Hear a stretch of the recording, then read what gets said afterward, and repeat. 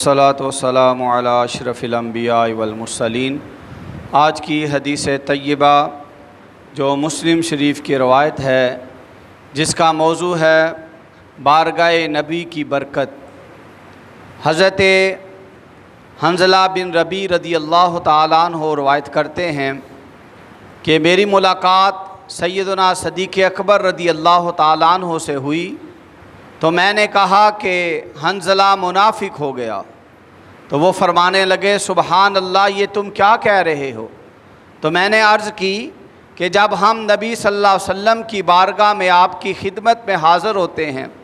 اللہ کے نبی ہمارے سامنے جنت کا تذکرہ کرتے ہیں،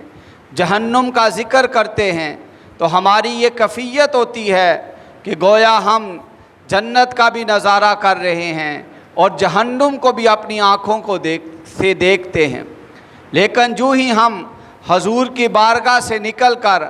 اپنے بیوی بچوں کے پاس اپنے کام کاج کے اندر مصروف ہوتے ہیں تو ہم بہت سی چیزیں بھول جاتے ہیں، یہ کیفیت ختم ہو جاتی ہے۔ تو سیدنا صدیق اکبر رضی اللہ تعالیٰ نے فرمایا یہ معاملہ تو ہمارے ساتھ بھی ہے، چلو ہم دونوں مل کر بارگاہ نبوی میں چلے جاتے ہیں۔ اب وہ دونوں حضور کی بارگاہ میں حاضر ہوئے تو سیدنا صدیق اکبر نے عرض کیا کہ یا رسول اللہ صلی اللہ علیہ وسلم، یہ حنظلہ منافق ہو گیا۔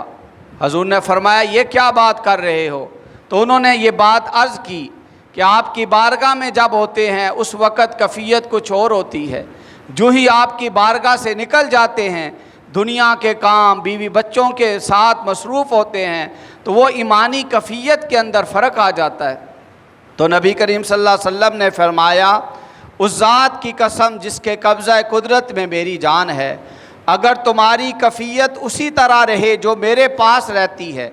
اور تم دائمی طور پر ذکر کرتے رہو تو اللہ تمہیں انعام یہ عطا کرے کہ تمہارے بستروں کے پاس آ کر فرشتے تمہارے ساتھ ملاقات کریں اور تمہارے راستوں میں بھی آ کر فرشتے تمہارے ساتھ ملاقات کریں۔ اور اس کے بعد فرمایا لیکن اے حنظلہ ساعتن ساعتن، وقت وقت کی بات ہے، مطلب یہ ہے کہ تمہارے اوپر دیگر بھی حقوق و فرائض اور ذمہ داریاں ہیں، ان کے اعتبار سے یہ کیفیت کبھی ایمانی اور روحانی کیفیت کبھی بڑھ جاتی ہے اور کبھی کم ہو جاتی ہے۔ تو اس حدیث طیبہ کے اندر جو ہمارے لیے سبق کی باتیں ہیں کہ پہلی بات کہ اللہ کے نبی کی بارگاہ کی برکت کتنی ہے، کہ صحابہ کرام جب حضور کے پاس ہوتے ہیں تو آپ کی صحبت فیض سے ان کی کیفیت کہ دنیا کی تمام فکریں ختم ہو جاتی ہیں اور آخرت کی فکر ہے انہیں،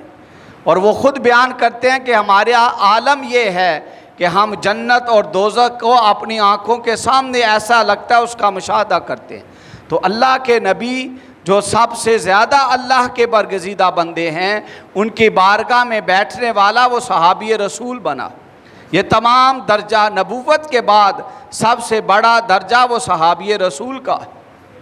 تو یہ حضور کی صحبت، آپ کی محفل، آپ کی مجلس کی یہ برکات تھی جو صحابہ کرام کو حاصل ہوئی۔ اور اس کے بعد نبی کریم صلی اللہ علیہ وسلم نے، کیونکہ یہ ہمارا ٹاپک چل رہا ہے کہ اسلام ہمیں میانہ روی کا حکم دیتا ہے عبادات کے اندر، تو آخر میں نبی کریم نے فرمایا کہ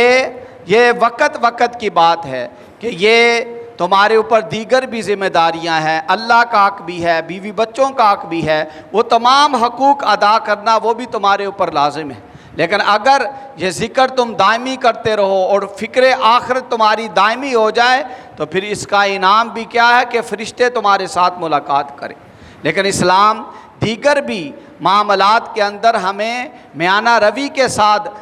دیگر حقوق بھی ادا کرنے کا حکم دیتا ہے، اور ایسی بات اور ایسے عمل سے سختی سے منع کیا، جس طرح کہ اس موضوع کی آخری حدیث ہے کہ نبی کریم صلی اللہ علیہ وسلم خطبہ ارشاد فرما رہے تھے تو ایک صحابی کھڑے، حضور نے فرمایا یہ کون ہے؟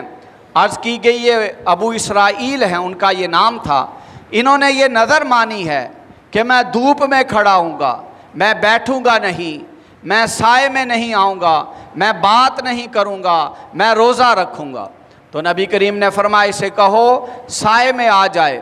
بیٹھ جائے، بات کرے اور اپنا روزہ مکمل کر لے۔ اب دیکھو ایسی چیز کی نظر ماننا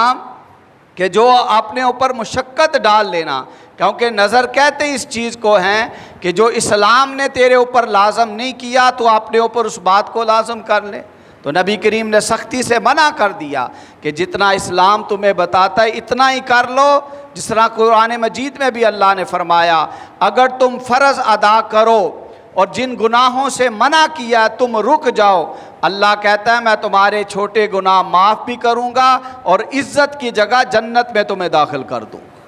تو اپنے اوپر ایسے مشقتیں اور اپنی طرف سے کسی چیز کو لازم کرنا، یہ اسلام اور نبی کریم صلی اللہ علیہ وسلم کی تعلیمات کے سراسر خلاف ہے۔ اللہ کریم ہمیں نبی کریم کی تعلیمات کے مطابق ہی اپنی زندگی بسر کرنے کی توفیق عطا فرمائے۔